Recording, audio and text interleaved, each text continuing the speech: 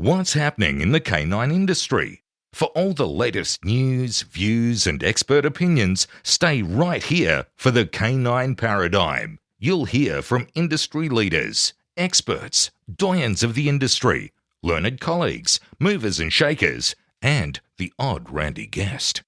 Get the latest insights and expert advice from both here and abroad from the people in the know. Now, here are your hosts, Glenn Cook and Pat Stewart. And I'm Lofty Fulton, and I'm out of here. Hey, you know what we haven't done for a long time? Dance together. Well, we can arrange that. But the other thing we haven't done for a long time is new ads. Yeah, okay, let's do that. Yeah, let's do that. All right, we got to start with the OG. We always start with the OG. Yeah. But he's good to start with. The Ides a Wiener. Yep. The wiener himself. Yep. The original sponsor of the show, the man who wanted to sponsor us from episode 1, and we told him to fuck off. And then later we were like, hey, we'll take some of that money now, please. Grumpiest but most lovable prick you could ever meet in your life. Yeah, it's the Ides a Wiener. Yep. Jason Furman, Ironswick Dog Quip. If you're in Australia, that's where you're getting your stuff. Yeah. Crazy if you don't get, pretty much, if you want dog stuff, get it from there. Have you seen that he hand makes a lot of his stuff as well? I've seen that. He tags me in his Instagram. I know. see it. Me too. I see it. Using his sewing machine. Yep. Playing his songs. He's really embracing social media these days. Yep. He used to have nothing at all. Yep. A shit website. Yeah. But now he's got a working website and social media. I like watching him use his sewing machine. Next thing I know, he'll be making linen on a loom. Who knows? Hey, you know who else sponsors the show? Who? Your wife. She does. Yeah. Canine Pharmaceuticals. Yep. The best dog pharmaceuticals. The best canine pharmaceuticals. Premium grade, Yeah. human quality. Yeah. It's going gangbusters at the moment. Thank you to the community who have been supporting Yeah. it. It's great shit. There's been hot demand for her to get this all over the world. Like people are asking her from every country. She's looking into it at the moment. Okay. So that's going to happen. All right. I caught up with George Kittredge and saw the actual Rowdy Hound box. I know. Yeah. So I had a good talk with George actually about his process in getting this thing to market. Yep. It's a motherfucker. So you should, if you want one, you should get one because George has put a lot of work into turning this dream into a reality. He And did it so is a much reality. R&D, didn't he? Oh, huge. And the product is amazing. Yep. And So he's get got one. training videos, everything lot. showing he trains and supports people how to get the dog into it, Yep. how to make it safe, Yep. how to make the dog have a good experience from So it. if you ride a motorbike and you have a dog, you need the Rowdy Hound dog box on the back of that motorbike. Absolutely. Next, Fabian Romo. Yes. He's got a shop, Mojo. And you've seen it. I've been in there. You've I stolen stole a his tug. stuff, yeah. I stole a tug. Yeah. I mean, I'd said as I was leaving, I'm taking this. Yep. So I guess it doesn't count. But yeah, Mojo Dog Did you Gear. pay for it? I mean, With your time. yeah. So it's not really a theft. Yeah. Okay. Everything's fine. If you need dog gear in North America, that's where to get it. Mojo. Yeah. They got everything. What he has, to be honest, is the best dog trainer's shop. Yep. It's without a doubt the best shop that I've walked into where you can buy actual dog trainer gear. Yep. Yeah, high quality e-collars, mills, leashes, all That's the impressive. things, like proper tugs, like all the actual things that Yep. real dog trainers use. Mojo, get it there. We have a new sponsor also. We do. Yeah. Daniel Trapino. Trapino. Yeah, that sounds about Daniel right. Trapino. It's Dog Club, South Yeah. Australia. Yeah. What does he do there? It's kind of like a little hangout hood that he's created there. Little cultural hub. Little cultural hub in South Australia. So I think that's what Daniel was trying to go for, was to try and embrace and build the culture in South Australia. Because I will be honest, it's been sadly lacking for many, many years. Like not much really canine came out of South Australia. So I think it doesn't mean there aren't good dog trainers down there. There's some very good dog trainers and personalities down in South Australia, but they've never really elevated it. And I think that's what Daniel wants to do. He really wants to push it out into the public forefront. Get in there, South Australians. Get into the Dog Club SA. We must never forget Dan Croft. Dan Croft in Canada. What a good bloke he is. I love speaking to Dan as well. Yeah.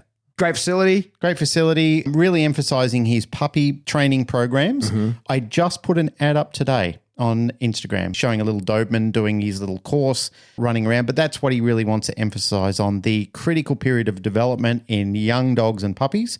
But it's not only that. I mean, it's all working breeds. As I've said before, as you've said before, very impressive to watch all of these dogs on Bosu balls, balancing, and all of the breeds that other people usually are shying away from. He's got like a whole room full of them there. Great shop, great setup, great social media. I really like the Dan Croft setup. Our last person, Who? Barbara de Groot. Oh, lovely Barbara. Yeah. The sugar mama. From the Heart Dog Training. Yeah. She didn't really want it emphasized. She just said, here, have some cash. Yeah. So we just want to say thank you, Barbara. We do want to say thank you, Barbara. Thank you for supporting us. You're love wonderful. We do love you. On with the show. Indeed.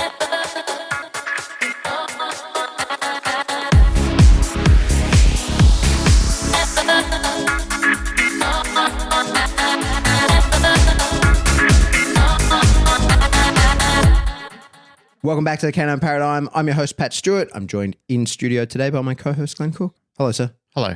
How are you? Good. How are you? I'm wonderful. Let's get on to business. We'll just get straight into it. Straight into it. We've got topics straight into it. This Okay. is what people say we should do anyway. I know. All right. We're going down the list that we asked for a couple of weeks ago now. Mm-hmm. And we're just going to work through. We'll see how we go. Our first one is Kimberly Ward, who says, how do you cultivate a club environment that is accessible to beginners while still being fun and fulfilling for more experienced competitive handlers? This is a great question. I don't know. I'd love to hear the answer.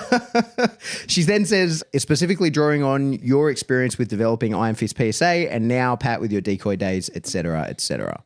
I think that is one of the trickiest things to do. I think that maintaining clubs is really hard. It is very hard.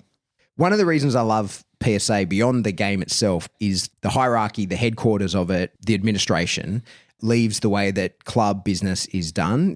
That's totally up to the club. They don't have any reach down. They don't care how that is.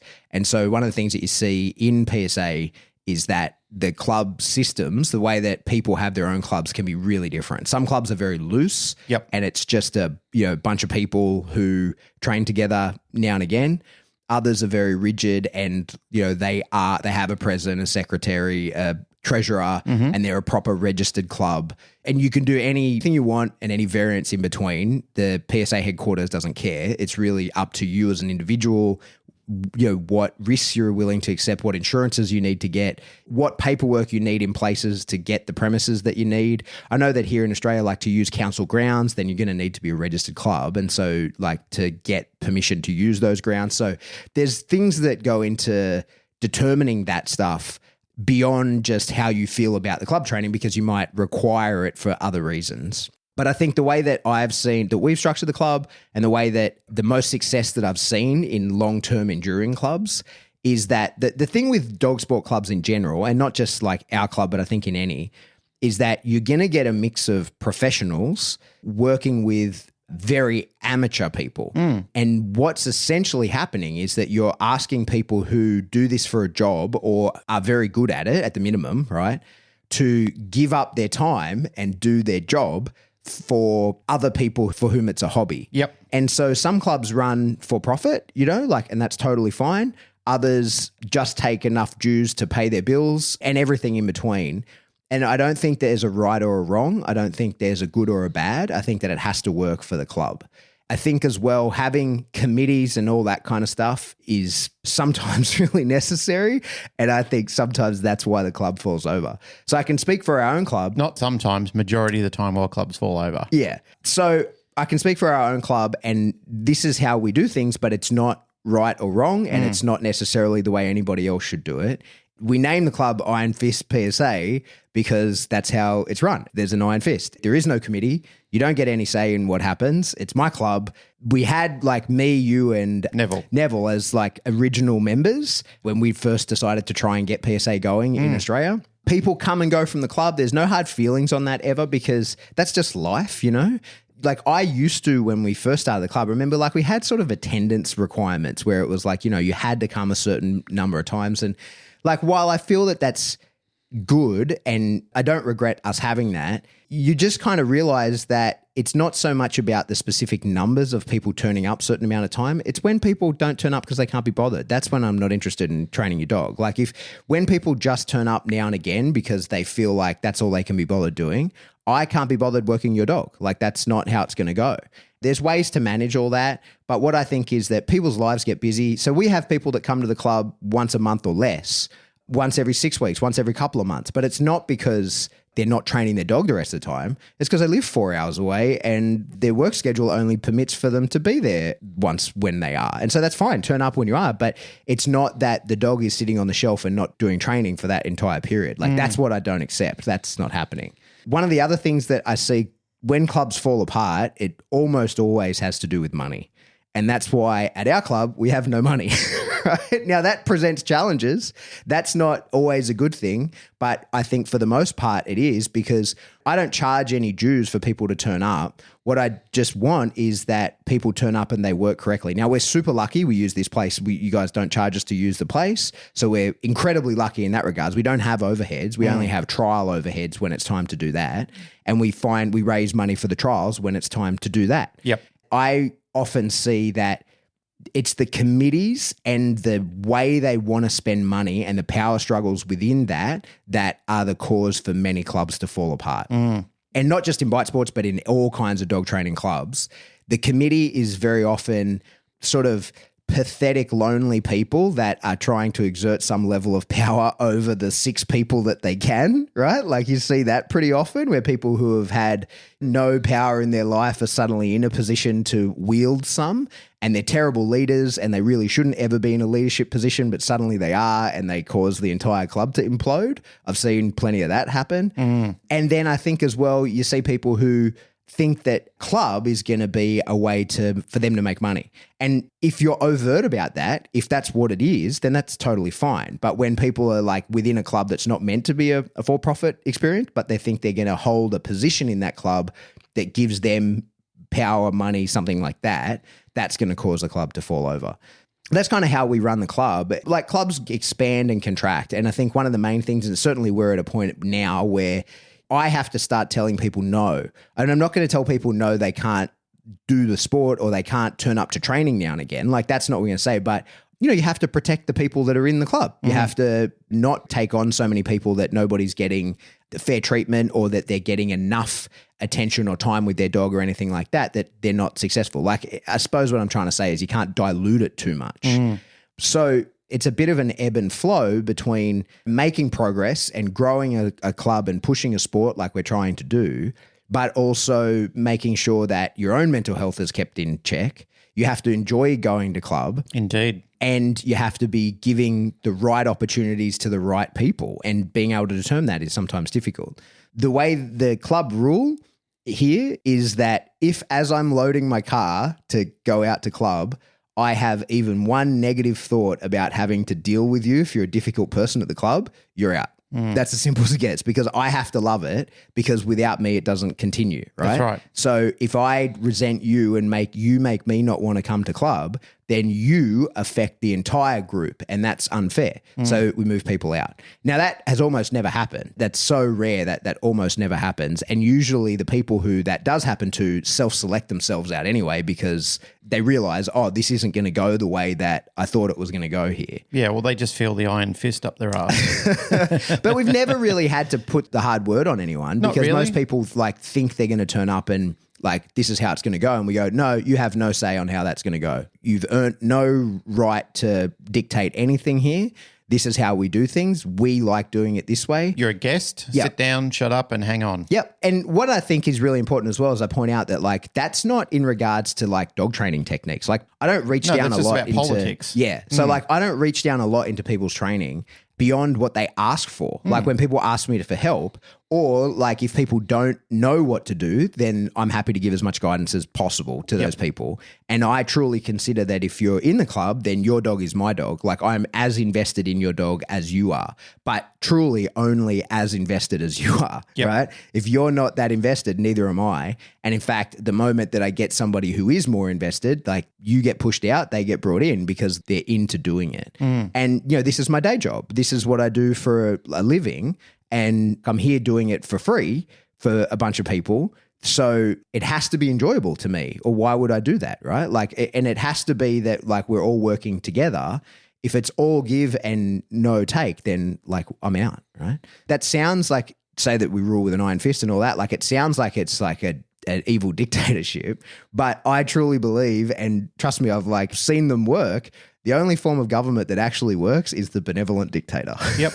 I think that democracy falls apart eventually, and the benevolent dictator, unfortunately, usually gives way to the non-benevolent dictator. But when it works, the benevolent dictator is the only form of government that actually works. Well, it happens on every level, doesn't it? And I agree with all of that, what you just said. I think that sage advice that you gave out, I have had experience in it myself where I've been involved in incorporated committees and everything and clubs from Schutzen and so forth when I've sat on boards and I've sat on committees and so forth. And you're right, there's a lot of people on those committees who got there for all the wrong reasons. Sometimes they're just filling a seat. Sometimes they were popular. Sometimes they were somebody's mate and they managed to get in. Just about in every case where that has been the case, it's been to no avail. It's always worked where it's cannibalized itself. There's been blow-ups. There's been people who don't understand what they're doing. There's been non-business minded people that have been sitting on committees and don't understand what's required. They don't understand dog behavior and training, and they're in a dog behavior and training organization. It's just fucking crazy. I cast my mind back to the Rottweiler Club when I was managing that and the training director there, and I had 5 good years there. And I probably would have remained longer had I not have moved to New South Wales. I had a good team behind me. I primarily had very good support from the president of the club, Mick Svelchek, Simon Ward, who was the vice president of the club, and a bunch of men and women on the committee who were actually really excited about the fact that I came on board, I was helping to resurrect it, and I was there for all the right reasons. So they didn't stonewall me in anything. In fact, that was part of the agreement when I came on. I said, same thing, I'm running this the way I want it run. If you don't want that, just tell me and no harm, no foul. I won't turn up. I just won't do the job. We had a lot of backwards and forwards about it until eventually they decided, yep, okay, we're going to come across your way, but we still have to confide within an ANKC rules. I said, that's fine. And I had people kicking up stink, people wanting to change things and people coming in and telling me that they didn't like the way I was doing things. They didn't like the fact that I was allowing, if they had a second dog that wasn't a Rottweiler, that they could come down and train. All of those sort of things piss people off. But they never stopped me. I made sure I had it going and ran it in place because I just thought, I'm running this. This is mine. If I had people come up to me and say, I don't agree with your ethics, I'm not going to stay here, blah, blah, blah, that was fine. I just got an NDTF student to fill their spot. So it wasn't like we missed out on anything. In saying that, there was original people there that, you know, like Marty and Jan, who were just fantastic people. Simon, again, who was the vice president who helped me out, Simon Ward. You know, these people were just instrumental in helping me. Like, it was a team effort. It wasn't Glenn Cook's Roddy Club. It was the Rottweiler Obedience Club, and it was held together by all of us as a team. Everybody knew what they did. All I did was directed them. I just said, do this, do that, do this. The reason why it worked is because I told everybody we treat it like a business, not like a club, because it had been the club mentality and the club way of doing things where people would stand around at the end of the night and exclude members and form these little huddles. I said, we're not doing that anymore. What we're going to do now is we're going to have cake and coffee after the club, and our members who pay the bills and pay for everything that we're doing here, we're going to socialize with them. We're going to hang out with them. We're going to, you know, get some music in and chat and be friendly and blah, blah, blah. And when we're done, we turn the lights off and we all go home. Yeah. You know, we don't hang around. We don't talk shit. We don't backstab anyone. Yeah. And we don't tear everyone down. It worked. It worked well because, as you said, I was being a benevolent dictator. I was telling everybody what to do, but I also had a team who knew what they needed to do. So they understood what it meant when I said we want to run it like a professional organisation. We introduced the social habituation program in there, and the members responded in droves.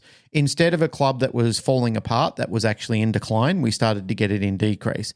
And again, I'd have people turn up and they'd give me their 2 cents about their history in the club and what they didn't like that I was doing. And I said, great, cool, thanks, cool beans, and just kept doing what I was doing. So I just nodded my head and just said, cool, thanks, got it, and then just did what I wanted to do anyway. Yeah. So it wasn't about creating conflict. It wasn't about trying to cannibalize it in the middle. It wasn't about trying to create another committee.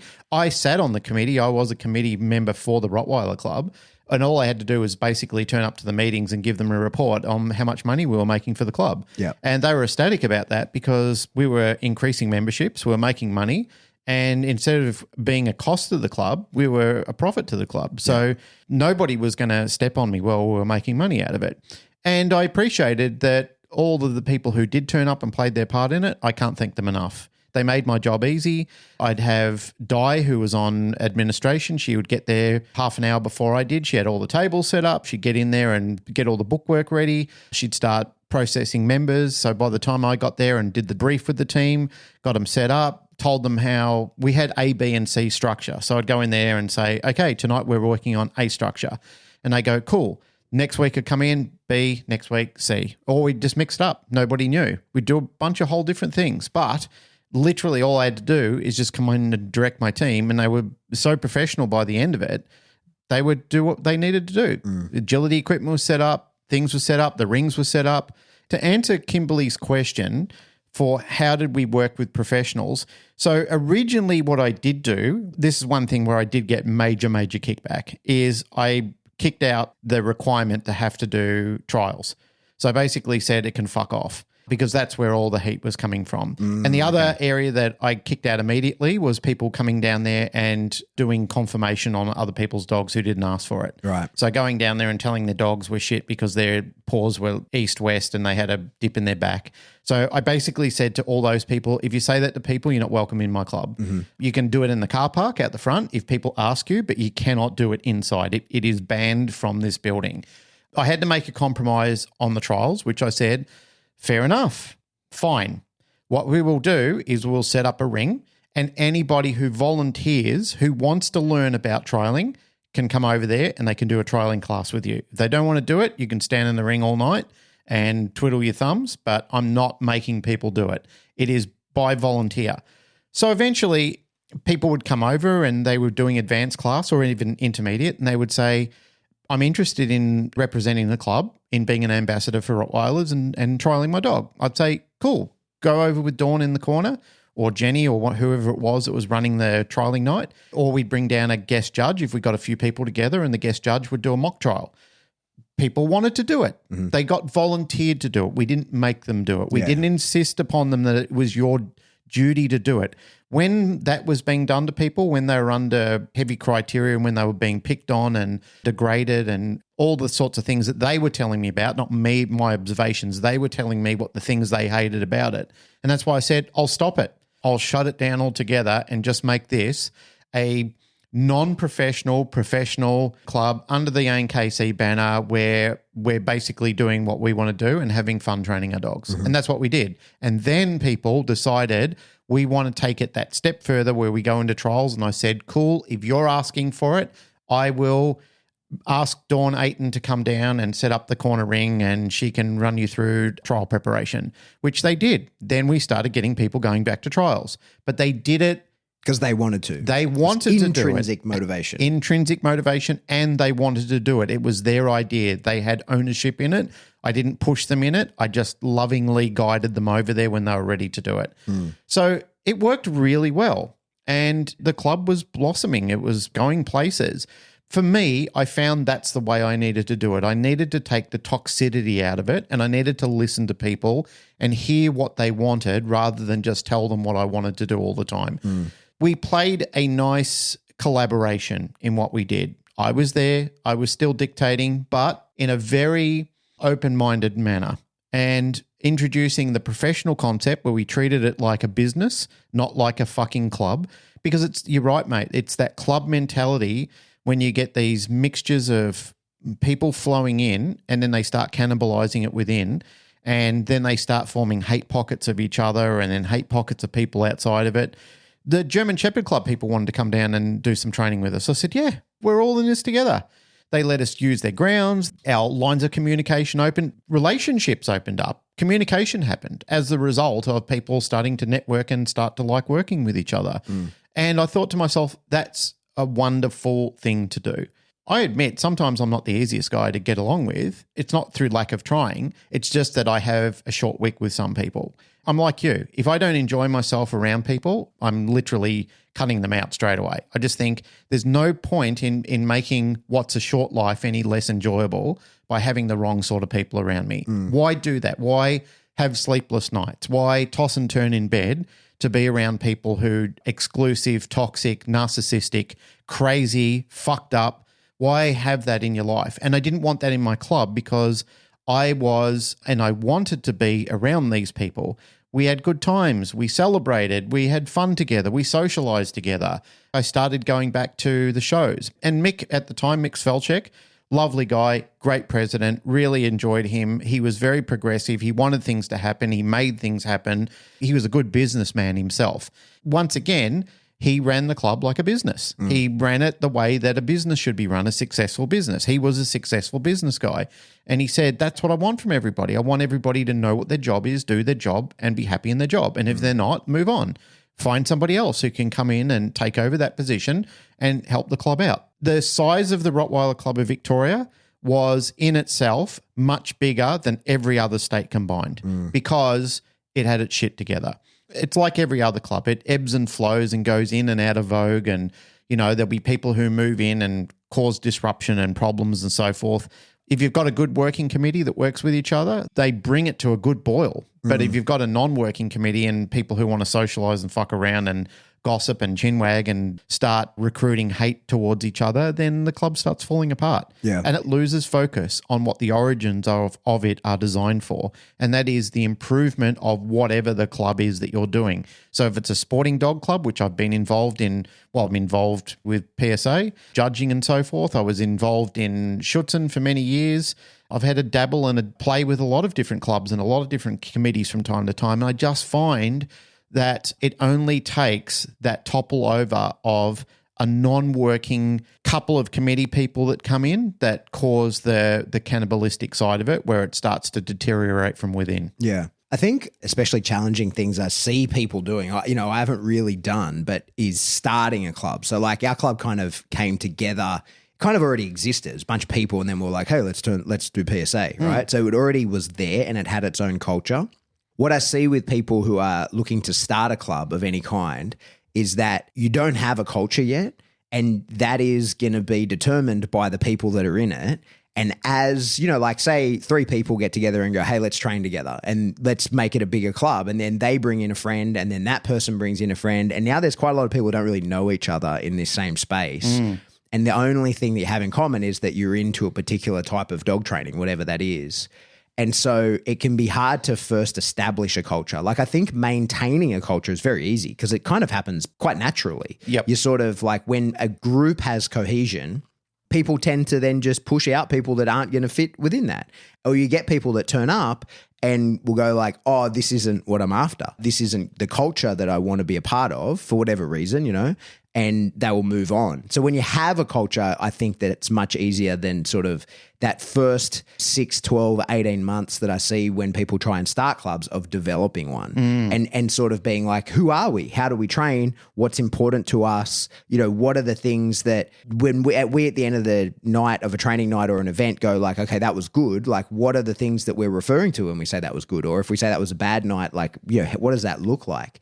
And exactly as you said, like I think people come into clubs with different intentions. And I think that the club's intention has to be tightly defined so that you can then, ascertain like what is our culture? What is it that we're moving towards? Because if the club doesn't have a set of intentions, then it is just kind of flapping around in the breeze. So that was one of the things that we said here, and kind of the opposite, but for like in similar vein to your Rottweiler club, is like with the PSA club, we're a trialing club. Like if you are joining the club, it's because you intend to try and get titles on your dog.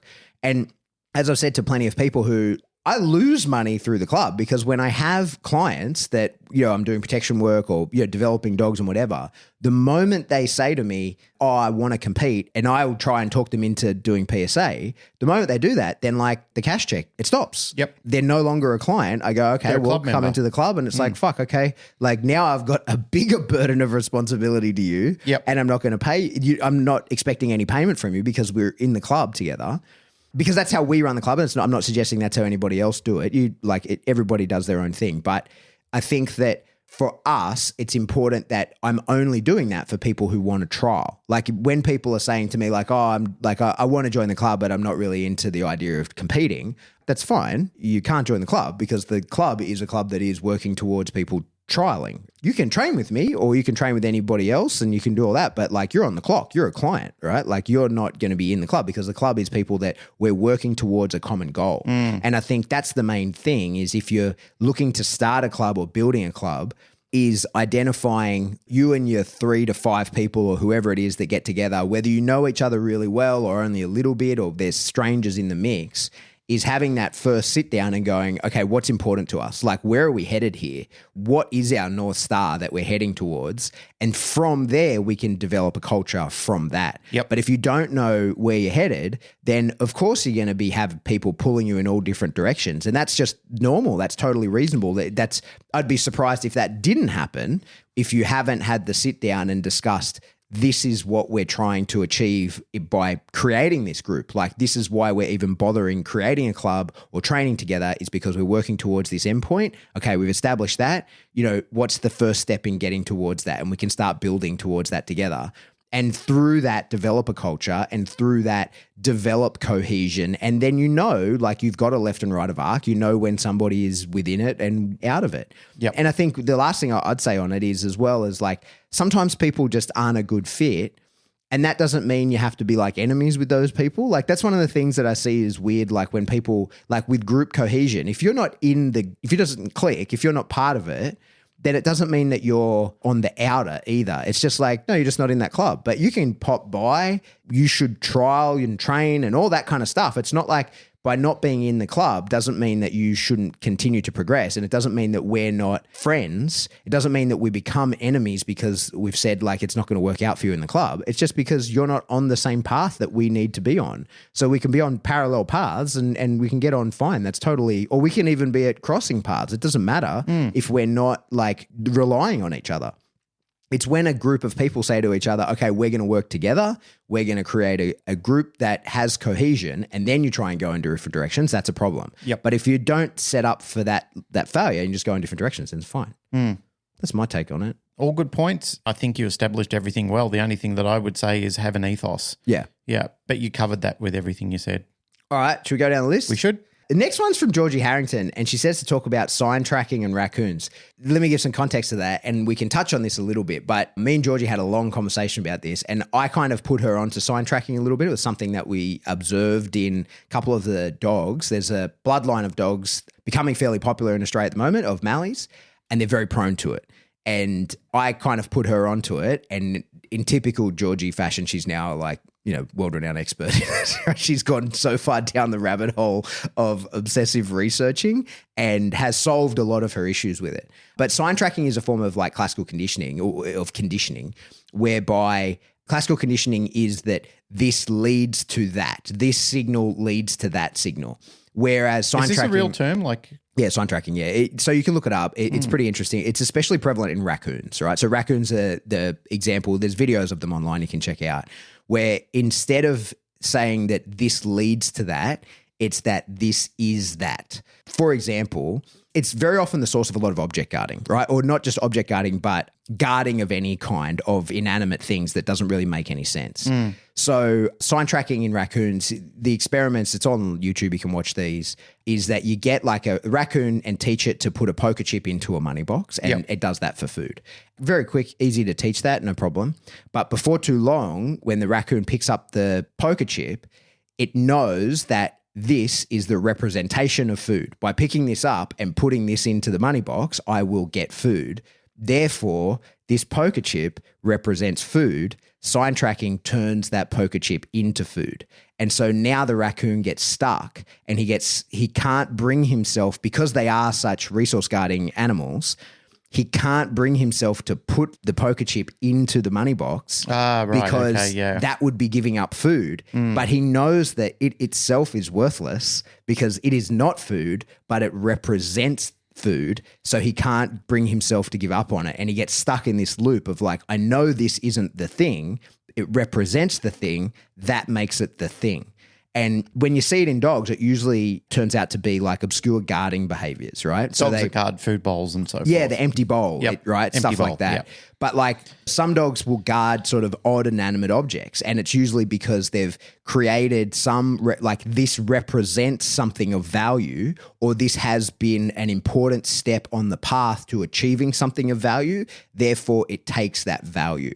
And we see this, like we've seen it, a couple like the dogs will start to present weird, obsessive ownership-like behaviors of the bite equipment before it's even, like I'm talking the table, not the sleeve, but the table, because a bite has happened on the table. And so now the dog is like, this is my table, I own this, in the same way it might represent that to a decoy. So that's sign tracking. Do you think that's the case, or do you think that generally on the table is where you're trying to encourage aggression? Yes, I would agree with that, except in the particular case we're talking about, it was one instance with a very young dog. Okay. The dog got on the table one time, did one little pillow bite, and then started showing weird, it wasn't even like, it was a very young dog, and then started showing weird sort of biting at and attacking the table in a very possessive. If that's the case, then I agree. That is obscure. Yeah. Yep. It's a super interesting phenomenon. Definitely, I recommend everybody have a look at the videos of the raccoons doing it. It's super prevalent in raccoons. Throw it up on the discussion group. Yeah, I can put it in there, yeah.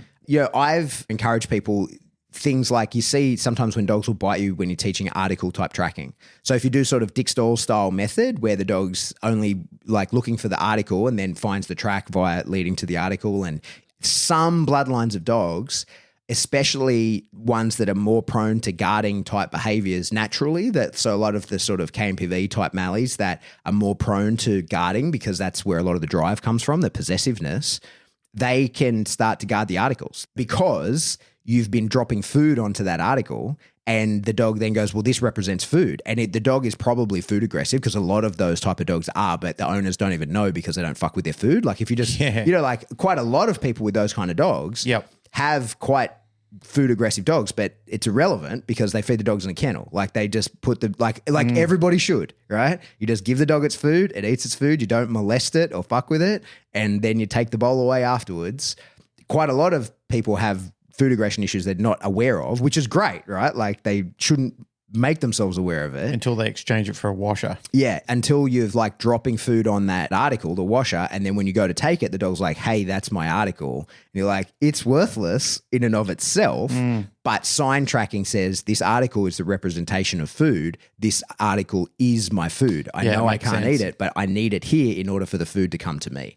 And there's tricks and how to avoid it. And Georgie's gone so far down the rabbit hole and doing all that it'd be worth having a conversation with her about it if she's up for it. Georgie, come on the show next time you're in town. Sounds good. So we've got a couple of questions that we've kind of already hit on. Oh, well, this is a funny one. The next one, Dawn Bennett says, resource guarding. I just recently joined a Facebook group and I can't believe how many people are suffering with their dogs and are lost. It's real sad. I would love to hear your discussion or deep dive into genetics, fear, operant, paranoia when dogs guard their shit. I wonder if you mean their actual shit. Yeah, I think she means their actual shit. And then she says dog to human and dog to dog. So I don't know that she means their actual shit. Have you seen dogs guard their actual shit? Yep. Yeah, it's an odd one, hey? Yeah, well, pretty much it's in the same paradigm of what you were just talking about before. Yeah, I would say that it would be a similar thing. Yeah. Yeah. Well, to some dogs, it's a food resource and they will guard it, and then they will consume it. Yeah. They'll become so overwhelmed with the fact that you're going to take it, they'll just start eating it. Yeah. Resource guarding, I think, is a mostly genetic trait. I think that for the most part, you can build it for sure. Yeah, I was going to say you can teach it. You can create it for sure. But I think... But it doesn't come with the same intensity. Nah. And when it's been created, it's usually pretty easy to make uncreate, it go extinct. Right? Yep. You just show, hey, this isn't going to go the way you think it's going to go. They're prepared to give it up. They go, oh, well, we're not doing that anymore, so I'm happy to walk past it. Yeah. Whereas when it's ingrained from the start, the opposite is true. It's a son of a bitch to get rid of, and it takes a hell of a lot of time. And the problem is the slightest level of reinforcement and it resurfaces very quickly. Yeah, like true resource guarding, in my opinion, usually ends up being lifelong management. Yep. Yeah. And it's funny because I got a lot of feedback on the last episode that we did about like talking about lifelong management. That's an interesting topic in and of itself, in that, a lot of dog professionals, people who really truly understand dog behavior and people who can read a dog and know the role of genetics and training and all that kind of stuff, live with their dogs in such a different way than you might expect, because they just know, like, hey, that's not going anywhere, so why try, Absolutely. I'm glad you said that, because there's certain observational things that people have come around here and seen my dogs do, and they've said, why do you let the dog do that? And I said, because I know that there's going to be too much conflict in trying to remove it, or I just don't give a fuck about it like you do. Like, it doesn't bother me in the same way. I'm prepared to live around it. And I allow a lot of liberties with my dog. It doesn't really perturb me. I don't have young children in the house. I don't have a lot of elderly people visiting. And we don't have a lot of visitors. Well, we do. I mean, there's people in the house almost every day, staff and so forth like that. But they're dog people. But they're dog people. Yeah. The people that generally come around here are dog-related people. And if that's not the case, and we think that Narelle and I feel that it's probably too temperamental, we'll go around to their house instead. We just remove people from that sort of situation. So what we're prepared to live with is completely different than other people. And that falls into the category, because that has come up in a conversation before where I've said to people, do as I ask, not as I do. For your benefit, don't do what I'm doing. Don't look at it and think that's replicant, I can get away with it, because I know you can't. Based on your level of experience, your understanding, and the problems that you're already having with your dog, there's no reason that you would want to replicate my lifestyle with yours, because I can allow a crazy shepherd to do that. And I've got the resources to manage it. It's more about managing it than fixing it, because there's never really fixes in behaviors. It's management in behaviors. A lot of times people inaccurately use that word. They say, I'm going to fix it. But I don't think that sometimes you really do fix it. You manage it one way or another. Yeah. So it's horses for courses, really. It depends on what you're prepared to endure and what you think is okay and acceptable. And if you don't think it's okay and acceptable, then you need to do something about it. Yeah. Again, you and I, in last week's episode, we talked about whether it be a child or whether it be a dog or whether it be a species that you're working with and you're trying to modify behavior, what that entity needs to know, they must understand this, is what am I allowed to do and how must I behave around you? That is very, very important. We do this at work. There is a work culture where some officers say, turn up casual, doesn't matter, like jeans and runners and, like if you work at the Google or the Apple store, it's like you look like a beatnik or a surfy. Then that's the culture though. Like who cares? That's what they want. If you're in a lawyer's office, it's usually suit and tie, very expensive suits and ties. And if you go into court, it's gowns and wigs and all sorts of things, because there's an etiquette and an expectation on how you must conduct yourself and what you must wear. And it's the same type of thing with entities and behavior. And that's what people don't do. They don't communicate effectively enough to the species or the entity that they're entertaining or working or living with or cohabiting with on how you should behave around me and how I should behave around you. Yeah, for sure. And where I see that really represented is, you see, like I said, it's usually good dog trainers live with their dogs in a way that like people would be shocked by, because they kind of know the battles that are worth fighting. Exactly. I'll just use myself as an example. My dogs have this weird sort of complex relationship between each other where Valerie is dominant over Remy, even though he's like way more physically powerful than her. She runs this very fine line of maintaining that dominance over him because it's important to her for whatever reason it is. And so there's a lot of things that annoy me about that situation that I'm very careful not to fuck it up.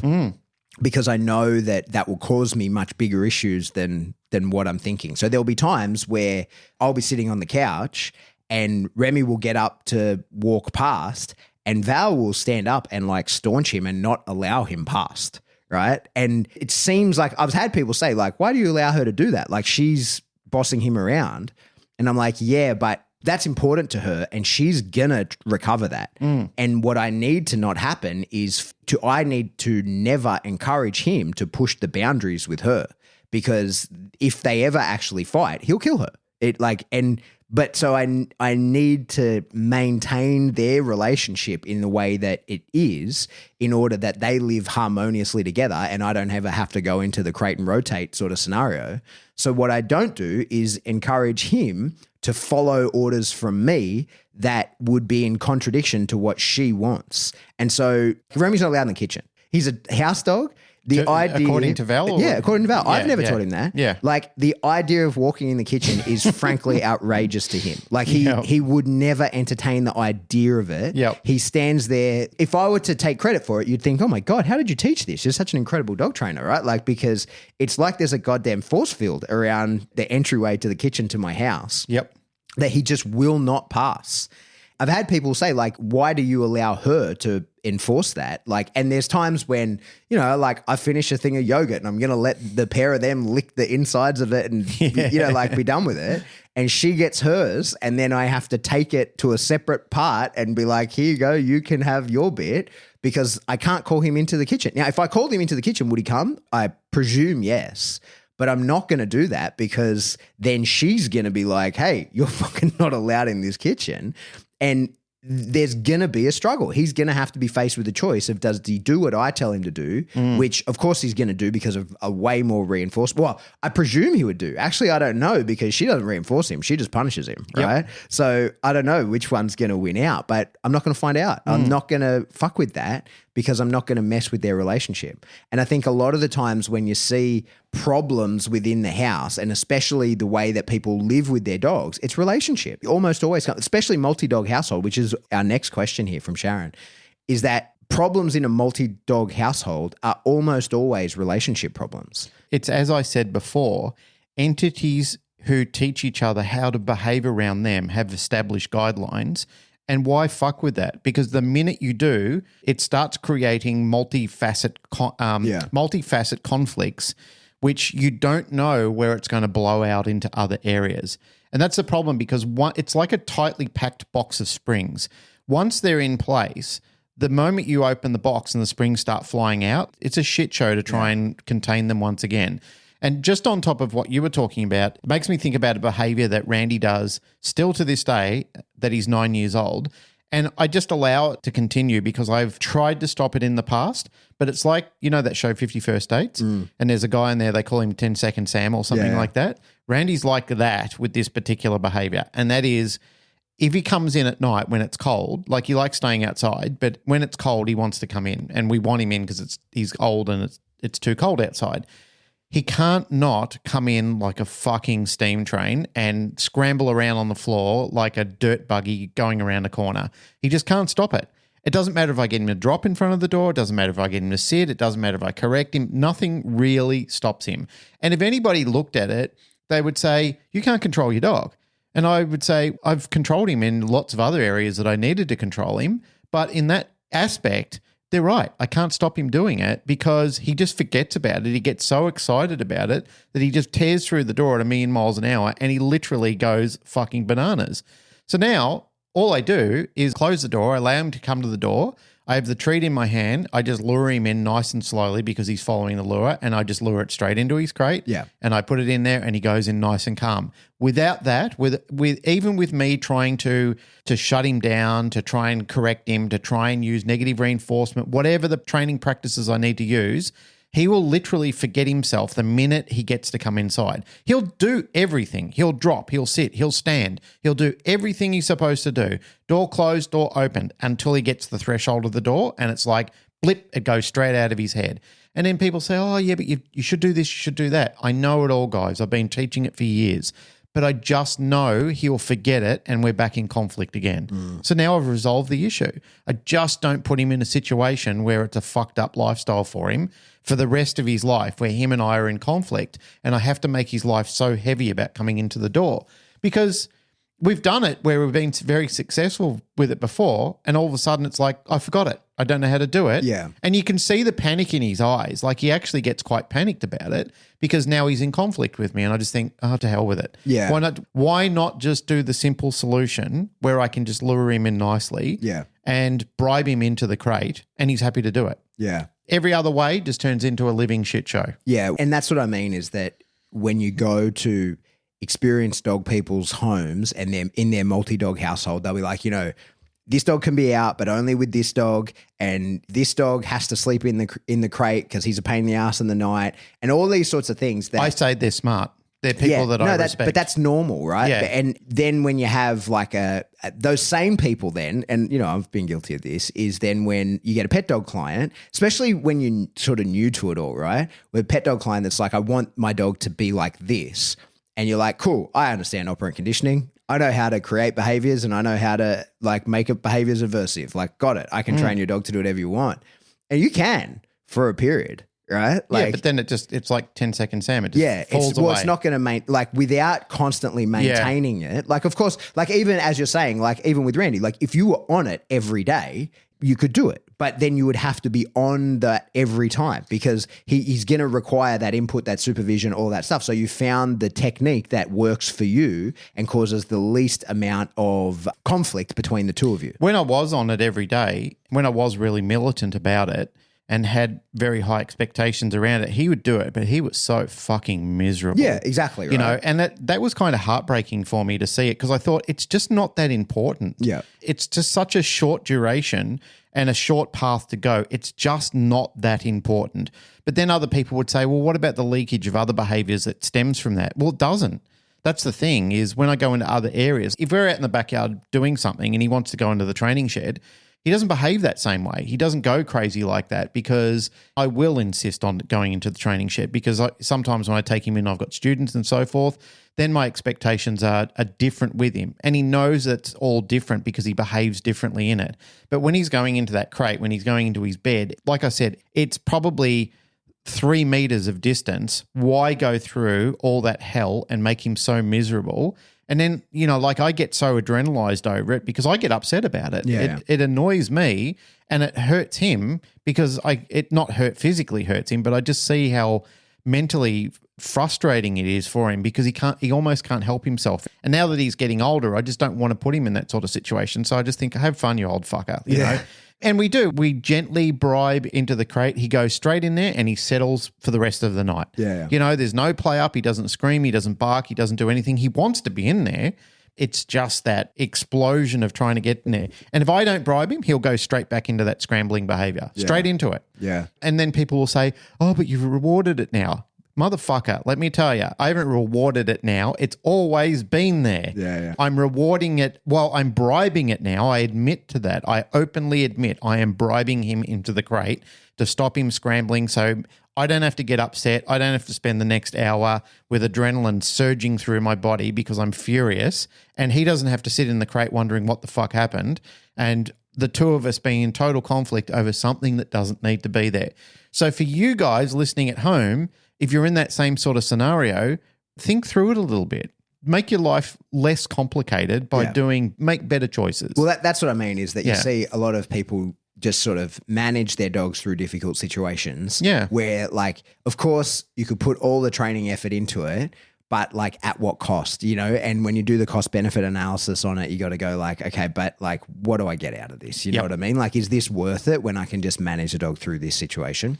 I agree. And I think that the more like that tends to be really inexperienced dog people, really inexperienced people with dogs tend to do that. Then there's this kind of dip where it's like kind of quite new to dogs where you're like, no, I can change anything. I can do whatever. And then you hit this kind of point of like, oh, well, that's who this dog is. I'll tell you a dog that I've met many versions of, I'll bet you see it as well, is like the angry old deceased relative's dog, right? Oh, yeah. So like I can name a dozen dogs of people that are with really good dog trainers and they'll tell you like you go, it's usually like an old Jack Russell or something like that. And you look at it and they're like, don't look at him. He'll fucking bite you. Right. Like he's had multiple bites and he's like, you know, he's my dead uncle's dog. And he's just this angry old fuck. And he's living out his days with me. I've met at least a dozen versions of that same dog. Heaps of them. More often than not, a Jack Russell. Yep. That is just like a legit dangerous dog if he's messed with. He accompanies that person throughout their life and they're a dog trainer and, you know, they have him on the crate and rotate system with everybody else. But he's a dog that comes out just to sort of stand around and just be. That's been his life. You're talking about Misha Belitsky's little dog. Oh, yeah, that's one of them. Yeah, that's one of them. Oh, B-Town. But like there's B-Town, there's so many of those type of dogs that are just a forever management case, despite the fact that they're with a very skilled dog trainer who just is like, you know what? I'm just managing this dog to the end of its days. And the behavior modification required of this is just not worth the squeeze because I can just avoid its triggers. triggers. Yeah. And why bother trying to fix all these issues? Because there's going to be a lot of problems through that. But you're a dog person. You're not going to put you understand the triggers. You're not going to put that dog in a situation where it's going to be dangerous. But you always see people will say to like, oh, no, don't touch that one. He's angry, right? And other dog people just go, yeah, got it. Like, fair enough. I've met dozens of these before. The answer is not always affirmative action and training. Yeah. It's not always the answer. Yeah. It's sometimes just avoiding the situation or thinking through the situation in another facet. Like sometimes empathy is just yeah, exactly. Yeah. I think that's the right word, right? When you look at like those angry old asshole dogs and you're just like, oh man, how'd you get to this point? Like, Yep. I'm just going to give you the best version of life that I can do for you. And that maybe doesn't involve solving the problem because you've got 3 years left. Like, why are we going to spend 18 months of that 3 years on this like desensitized counter condition program when we could just avoid the triggers altogether? Yep. If that's possible. If it's possible. You're right. If it's possible. Yeah. So our next question is Sharon. It says training in a multi-dog household, but I feel like we just did that. Yep. Okay. Carol Morland says, is there room in the dog industry for young folks to become true professionals or peers of those considered giants now? Does the lack of experience of young trainers or future trainers performing or witnessing more compulsive training methods leave us at a disadvantage 20, 30, 40 years from now? Will we be better off when the last person to have an advanced understanding is no longer teaching them in your toolbox type of way, not necessarily using methods most would consider harsh or inappropriate, but the pieces or purposes of them? So I think that's like two-part question, right? First, is there room in the dog industry for young folks to become true professionals or peers of those considered giants now? There must be. I think There has to be. absolutely. Absolutely. Without the generations of younger people coming through in anything, businesses, families, farms, whatever it is, you know, without the younger people. And we are starting to see a real shift in that. For me, growing up, a lot of people that I knew were taking on their father's workplace or their grandfather passed it to their father and then they passed it to them. Whereas now you're starting to see generations dropping out of things. Like they're not interested in doing it. They want to find themselves, which is fine. They can do that. But they often come back to their parents and want to live in their basement until they're, 50 years old, which is not ideal for their parents either. However, getting back to the seriousness of the question, yeah, we absolutely need our youth. We need to support them. We need growth in what we're doing. This is an evolving story that needs to continue. It needs to be told. So leading into part two of the question, if they started from scratch without the foundations that are in now, I don't think that's a great idea. I believe that people need to understand what happened in the past. I guess what I'm trying to say is there are times where I consider The Empire Strikes Back when Luke and Yoda are training and the teachings of Yoda, which is very wise. He says to Luke, you often think about what's happening in the future and what's happening in the past, not what's happening now. Like he tries to encourage Luke, you really need to think about being present in a moment. However, that's fine. And I do believe being present in a moment, but I also believe that the lessons of history also teach us how to be present in moments as well. And they also give us a model of something that we can aspire to for futures as well. The fear that I have is if, let's say, for example, everything just neutralized right now. Like for some reason, some bizarre anomaly happened where everybody's mind was wiped and we had to start all over again.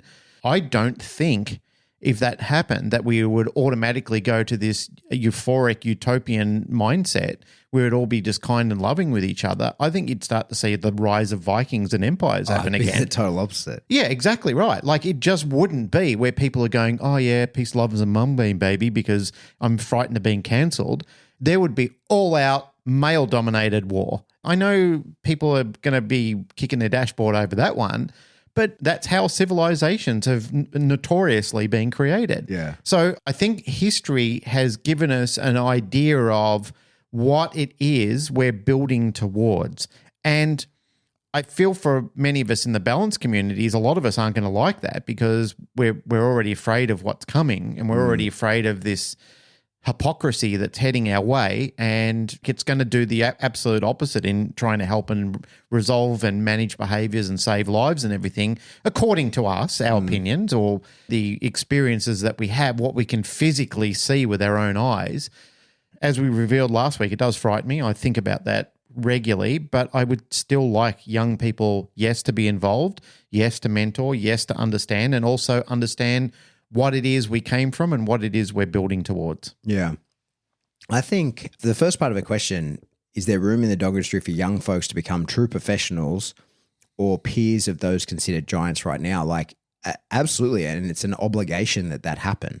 I think that's super important that happen. Mm-hmm. But I think one thing, and I don't want to get into like the generation wars, but I think one thing that is quite interesting to me is how many people want to be given opportunities but don't take opportunities, like they don't do the work to get them themselves. There's a lot of people who will complain about other people having a voice or a platform or anything like that without acknowledging that they too can do that. It's about putting in the work. Can I give you an example? Yeah. When I was a kid, I used to get dragged along to church a lot by my grandmother. And I remember at the time there was a guy called Ashley who was a fair bit older than I was, and he used to sing in the choir. And I used to get really jealous because I wanted to sing, but I wouldn't do it. I wouldn't stand up and I wouldn't open my mouth and I wouldn't get up there and I wouldn't do it. And I used to sit there and tear strips off Ashley all the time to my grandmother and say, why does he get all the attention? Why is he allowed to do this? Why does everyone go to Ashley? And she said, because he does it. He puts himself out there. Yeah. And she said, you can do it if you want to. She said, I would like you to. I'd like you to get up there and sing. And I thought, well, I don't really want to. Yeah. The fact remains is that why was I going through, I mean, look, I was only 10 or 11 or something like that, so I was only a kid.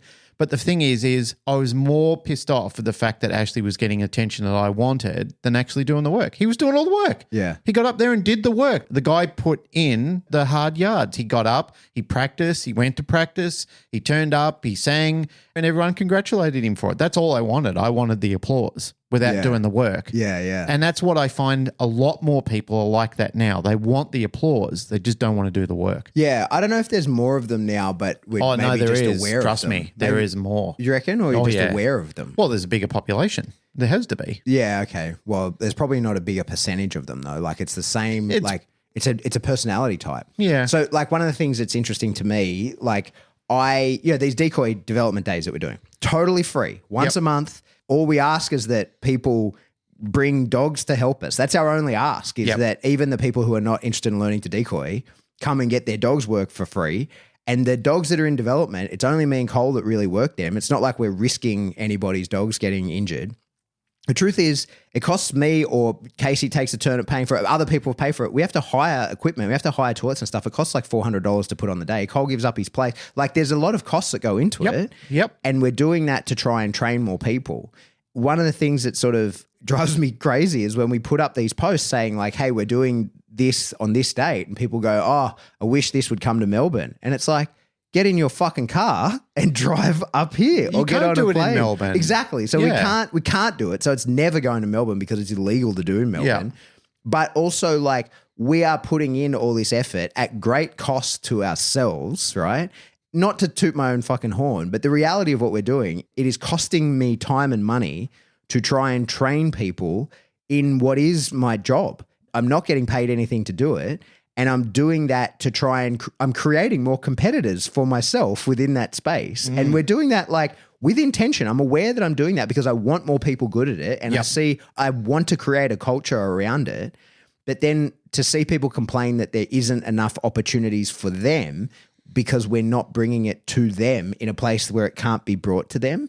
It's one of those things that I think a lot of people, not a lot, but there are enough that it's observable. You know what they lack? What? Ignition. Yeah, well, that's it, right? So You've this is talked what I about mean. this in the past, and it's one of the things that infuriate That's you. what I mean. So like we have people come to club that drive 3 hours, don't even own a dog that's suitable, to come and watch other people decoy. Yep. Because we've told them like, hey, currently we're teaching so many people to decoy that we've got more people than dogs. But if you want to come along. And there's people that drive 3 hours to watch just to like take notes and write it down.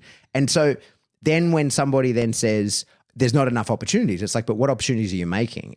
How are you putting yourself out there? And what, like I think sometimes people say, we get dozens of emails.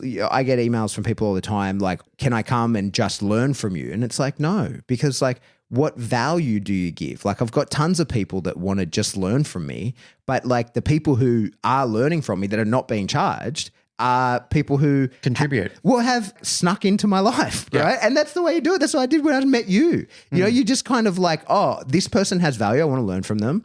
What value can I give them? How do I become friends with this person? And then like, how do I create a situation where I'm mentored by this person? Because I think when people approach someone and say, hey, I want you to be my mentor, that's never going to work. It's when you're working with someone and you identify, hey, I have things to impart to this person and I care about them. Therefore, I will begin to show them things that are important to both of us, right? Because like I want them to be successful. That's how the mentorships happen. Yeah. It's a wonderful symbiosis. Yeah, it has to be that way. Yeah. And I think one of the things that my friend Matt once told to me, and he heard it from someone else, is the worst thing that can happen is that your mentor remains your mentor. Yeah. Right? Like your mentor should become your peer. That's the whole point. Like knowledge is like all of this is a relay race, right? Like you spend as long as you do developing the skill sets through trial and error. And that's one of the unique things that we have as humans is that we don't have to learn from our own errors. We can learn from the errors of others and we can say to it, you know, and of course some people you have to push limits and you have to find boundaries and you have to test waters yourself. Things have to go wrong for you in order for you to truly understand and believe people and all that kind of stuff. I get it. But you don't have to start from scratch. You have people that can hand over the baton. And I think what's critically important in our dog training space is that people who are, as you know, Carol refers to as the giants. Like, I don't know who specifically she's talking to, but like no matter who you mean, like within each niche, right? Like within dog training, there's people who are the king dingaling to different people, right? Like outside of the protection sport world, but most people don't know that name, right? Or they probably do now because there's a lot of Nipopo stuff getting around. But I'm sure there's people in agility who are incredible I've never heard of, right? Because I'm just not in their lane. I don't see it. So there's this huge spectrum of people. It's not worth naming anybody, but they need to be bringing people in under them.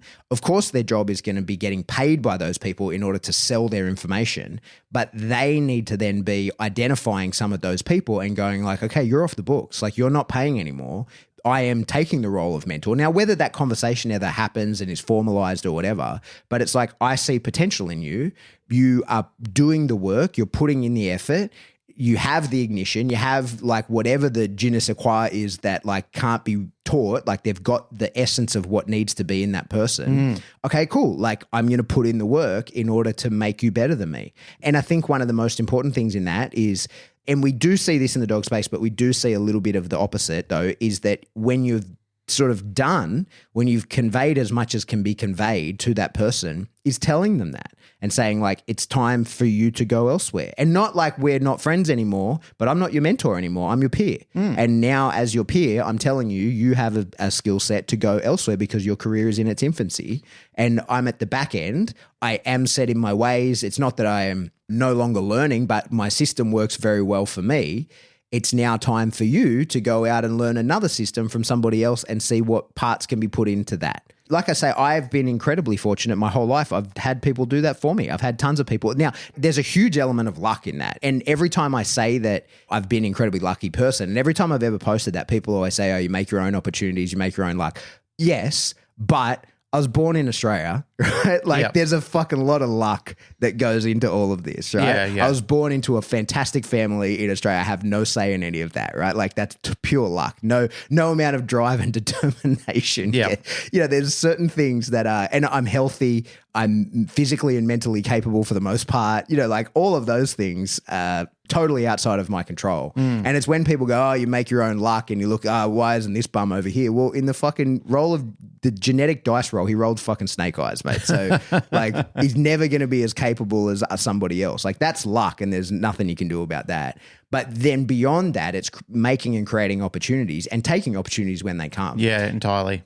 And I think that's one of the things. And it's hard work as well. Like a big part of being successful in any industry, no matter what it is hard work and putting in the fucking work. Like I've said it plenty of times in the past, is that a lot of people in dog training are looking for the secret sauce.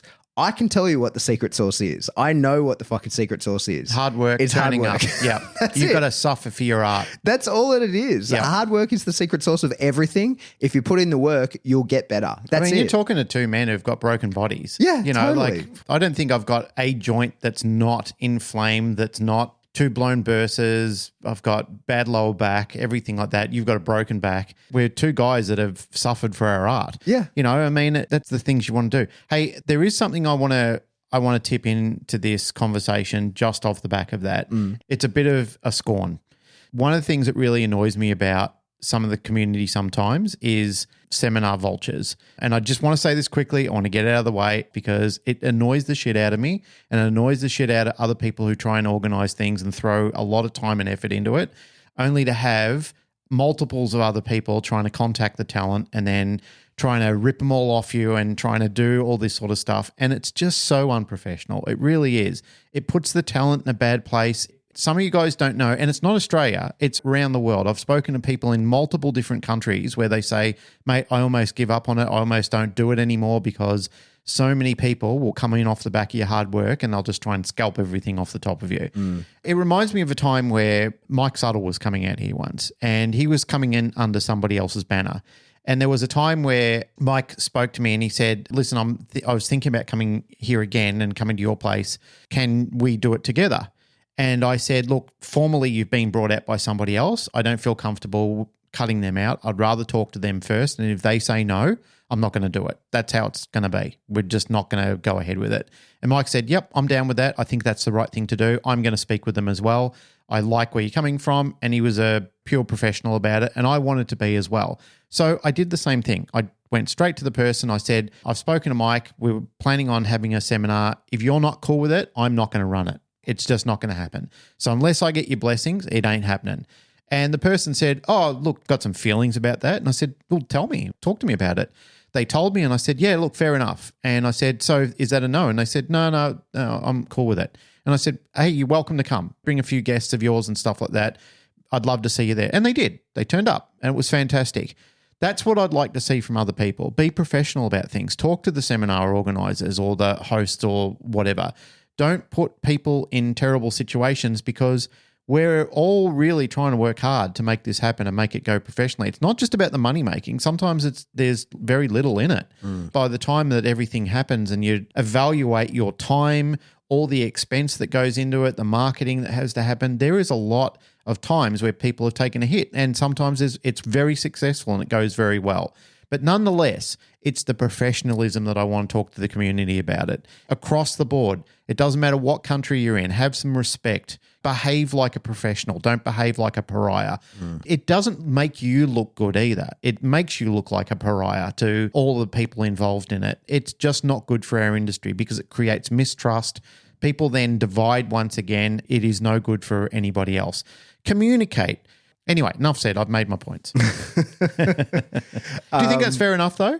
Yeah, for the most part. I think that it gets complex because people who are traveling, especially overseas to do seminars, like you don't know the culture, you don't know how big an audience there could possibly be, you don't know that kind of stuff, and you don't know like where does somebody's sphere of influence land, right? To speak, say in American terms, like for me, like I try not to kind of flood the market. One thing that was really important to me was when COVID happened is, I refunded everybody the flights, all the costs that they had paid to me for those things. Cause I was like, I can't owe you anything because I don't know when this starts again, like this is my job and I'm not beholden to anyone anywhere. So like you should refund everything because I have refunded you. I don't know whether these events will ever happen again. And when travel opens and whatever, like I have to prioritize different things. We will be under a different set of like circumstances than we are now. So we're canceling and we will look to rebook in the future. We're not postponing. Yep. That was very important to me. I think as well, like it can be tricky for people to not really understand like at what point, like if I do something in LA, for example,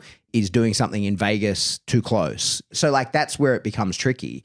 And as well, like exactly that, as long as everybody's talking is what avoids the problems because you got to be sort of transparent. Like I don't want to fuck up one event because there's going to be another one and you're tapping from the same audience. But you as the sort of international traveling person don't necessarily know where those divisions are. You don't know like, okay, well, that's far enough away and at a different enough time that it's not going to impact this one. Because I think like exactly as you're right, like I love teaching it. I love it. And I especially love teaching dog events and all that kind of stuff.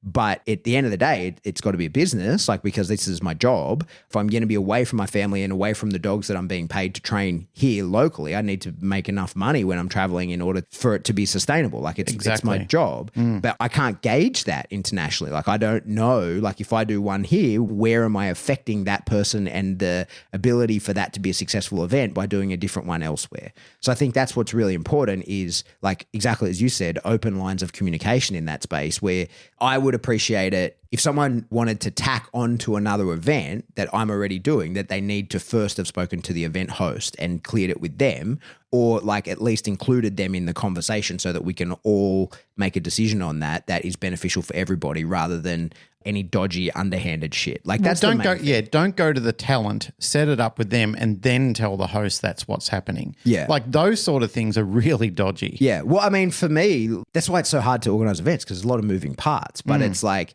you've got to say, all right, this is my plan. And usually, you know, for me, because like when I travel, I want to do two things. I want to maximize my time. If I'm going to spend 20 something hours in the air each way, it needs to be worth my trip there rather than go for 3 days and come back and spend as much time on a plane as I did there. Like that's, you know, that doesn't gel for me. So you've got to maximize things, but same deal. Like you've got to be then able to that liaison piece. Like people just have to talk to each other. It's as simple as that. Mate, I've had a situation where I was invited to do a seminar. This is pre-COVID. Somebody else also invited me. The two of them didn't talk to each other. I didn't realize that they were in the same realm with each other. And suddenly they both started warring with each other. And in the end, all three of us agreed, let's not do it. Yeah. It was just too much trouble in the end. And I just thought, I don't want to do this. I actually don't want to be in the middle of it and I don't want to be involved in it. I'm too busy for it. I can't be fucked with all the drama that's going on. Yeah. And it's simply because people didn't talk to each other. Once again, these people don't talk to each other now. And it's created division in the industry where it didn't need to be. It just doesn't need to be. Anyway, I didn't want to end with a downer. I was thinking about it the other day. There was a group of us online talking about it. There's a bunch of other people it's happened to. Funnily enough, they started the conversation and I just said, look, it's happened a few times here as well. I remember speaking to Karen Brad when they brought Hans and Esther out here multiple times. And I told them at the start, I said, I will never approach them. I will never go to them. This is your event. I'm just enjoying being in the audience and not having to organise it. I'm just enjoying that. And those kind of things I like. I like working with people. I enjoy the seminar scene. I want to see more of them. I like seeing talent come out. But also what people have got to remember when they're coming and visiting Australia is Australia's fundamentally small country, much smaller than the United States. And when there's a flood of or a glut of seminars coming over here, there's only so much money all of these trainers' pockets before they can't do it anymore. And I mean, I've already had people come up to me this year saying, hey, we're literally bankrupt. Not definitely bankrupt, but literally, there's just no... My disposable income for that kind of stuff is gone. There's no disposable income. You know, like there was some people that wanted to come to Cameron Ford who can't do it now because they've thrown all their money at Mike Ellis. Yeah. And they've just said, I just can't. I've just got no funds to do it. I mean, that's the reality, right? Like from a business standpoint, you've got a finite market of people. There's only a certain number of people that are interested. They have a certain availability and capacity to attend as well as money. And I think one thing that lots of people don't appreciate very well is that the cost of attending a seminar for most dog trainers is way more than the cost of the event, because they're going to lose the income that comes of it. And so they maybe have to travel the day before and the day after. They are going to not make any money during that period because most dog trainers work weekends because that's when accommodation, food, so there's all entertainment. So to attend an event that, so like when I went down to Helmet Riser, for example, that's a $1,500 trip for me. Yep. Because I had to fly down. I had to pay for my ticket. I stayed with Alex, so I didn't pay for accommodation, but just the flights and the ticket and my expenses along the way is $1,500. Yeah, there's expense there. Never mind the opportunity loss, right? So I wasn't doing other things that weekend. Now for sure, I'm happy I spent that money. It was very worth it to me, more than worth it. I got tons of value from it, but it's still a lot of money. Not everybody has that capacity to do 100%. That. Anyway, we got to wrap it up. Yeah, we do. It's time to go train dogs. It is. All right, that's it. Another episode, Canine Paradigm. As always, if you like what you hear, join the mailing list. Get on the mailing list. There will be links in the description. Yep. It's there? It's there. All right, sweet. Get on that. Rate us, like us, rate all that kind of stuff on whatever subscription service you download us from. Do Got that. a lot of good ratings on Spotify. Thank you. Do we? Yeah, we do. Good for us. Yeah, thank you guys. Appreciate you. Yeah, we do appreciate you doing all that 5 seconds worth of work. Yeah. No, it's a lot of work. You gotta think It's a about pain what in to the say. ass. It's I a agree. thing. Yes, it is. It's a thing, especially like I've been places like services that I use and like, and then they'll say, hey, do you mind giving us a Google review? And it's like, yeah, I will. Like, I'm happy to do that Later. now that I'm prompted. No, but like, I want to be like genuine. Like, I want to actually have a think about it and write something that is why I like that rather than just go like, it's good because it's fucking dog shit, right? Yep. Like, it's better than nothing, but a real review of like, this is what I like about it. That's a lot of time, effort to do. And we have many of those and I appreciate everyone. Well, I'm going to give a review for a restaurant that Narelle and I have found, and I really like it. It's Really? called Qua in Bella Vista Waters, I think. Fancy. It's Qoui. Oh, God. That's so fancy. It means what in French? What? The guy is 29 years old. His name is Joshua Mason. He's 29 years old. And I tell you what, this kid can work. Yeah, right. Like for a 29-year-old, how industrious he is and what a great chef he is and how delicious his food is. It is amazing. I love it. And I am happy to leave a review for him. If you're in the area and you want to have a good meal, go there because that man and his staff put in absolute 110% in what they're doing. All right, that's it for the Qua podcast. If you like what you hear, like, rate, share, subscribe. Do that through whatever subscription service you download us from. If you want to support the show, the best way to do that is Patreon. Jump Yes. into our Patreon, not the Qua Patreon. Not the Qua Patreon, no. The no. Canine Paradigm. Links in the show notes, of course. Jump into the Patreon there. There's new stuff going in there all the time. Live streams. I did one of those yesterday. It was How a was really it? good one. It was wonderful. What did you cover? Oh, everything that people asked about. There Great. was a lot of different stuff. Yep. What I realized is because I'm fucking busy at the moment is that I can use that for content. I'm going to start making reels out of that. I might even post one tomorrow. Nice. Because it's like I didn't realize that the streaming software that I use records it locally. I found the file on my computer. Fantastic. I was like, oh, I have this. I didn't know I had that. Yeah, nice. So I can use that. If you want to support the show, you should buy some cool merch. Get Yep. into spring. Links in the show notes again. You could buy a towel. You buy a towel. You can buy a towel You can buy a towel. and you could bring it to a seminar. You could wrap yourself up with if you're cold. And I'll say something of the towels. Yep. The reason the towel's on my mind is because I found my one today. Yeah, I've got a. Well, I think we both bought ourselves a towel each, didn't we? Yeah. Yeah. They're not the highest quality towels. No, they're not. I mean, they've got a cool logo on them. They look cool. yeah. And if you're like drying a dog with it, probably a great idea. Yeah. That's not the best towel. I'm totally honest with the towels. I don't think you'd go to an online merch shop to buy an High amazing quality. Egyptian thread towel. So get a towel. If you want to get in contact with us, best way to do that is jump into the Facebook discussion group. We're really trying to keep things cool in there. That's why we booted a bunch of dickheads the other day. But if you want to jump into there, that would be really good. And if you want to get in contact with us individually, do that. Or you can shoot us an email. We are info@thecanineparadigm.com. Goodbye. Goodbye.